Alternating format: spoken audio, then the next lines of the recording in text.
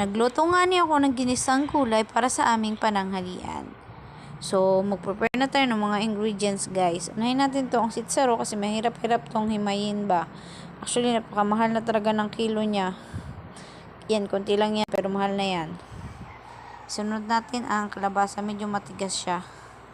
Kaya naman nagpa-help na ako sa pag-chop-chop niyan.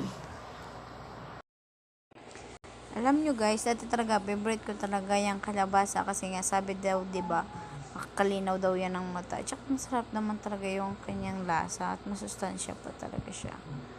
So, hindi ko masyadong kinapalan yung hiwa kasi gisa lang yung gawin natin para malutong-luto talaga siya guys.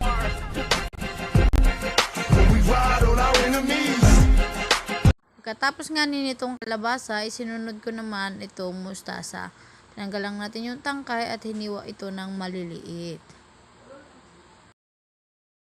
Pampalasa naman tayo guys. Unahin natin ang bawang. Hindi ko alam guys kung ganyan din kayo maghiwa ng bawang nyo. Pero ako kasi ganito talaga. Tanggalin ko muna yung mga duro tsaka kupit-pitin para maaluan ba. So ayan guys, pagkatapos natin siyang walitan, chop lang natin siya ng maliliit guys. Huwag naman sobrang liliit, yung taksakto lang ba. So natin yung sibuyas, ayan, hati lang sa dalawang gitna, tapos tuklapin yung balat. Mas madali din yan. Ayan, chopin na natin ng mga maliliit din. And ready to cook na tayo. So painitin ng kawali, lagyan ng mantika. Pag medyo mainit na, lagyan ng bawang, sibuyas, at saka pala yung kamatis na hindi ko na pinakita sa video kung paano ko in-slice. Then lang natin yung gisa-gisa onte, tapos isain natin yung kamatis para ba mas lumabas yung lasa niya. Pag gisado na, ilagay na natin yung kalabasa. Inugasan ko na yan guys, tapos yan lang, haluin lang natin siya, gisa natin siya ng mabuti. Tapos pag nagisa na natin siya ng mabuti, lagyan natin yung mga pampalasa, paminta. Beef cubes po ang nilagay ko kasi para sa akin mas malasa ang beef cubes. Yan, ayaw pa niya malaglag day.